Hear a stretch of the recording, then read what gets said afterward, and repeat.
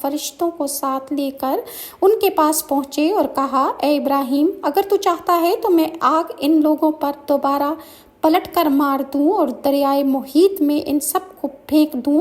حضرت ابراہیم علیہ السلام نے حضرت جبرائیل سے کہا، اے جبرائیل، یہ بات اللہ تعالیٰ نے فرمائی ہے،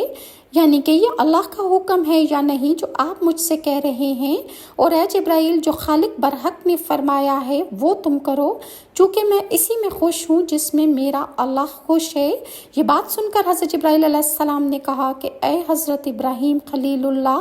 تمہارا کیا مطلب ہے؟ فرمایا، کچھ مطلب ہے ضرور، لیکن تم سے نہیں، کوئی حاجت میری تو اس رب العالمین کا سارا عالم محتاج ہے، لہٰذا جو اللہ میرا چاہتا ہے وہ ہونے دو۔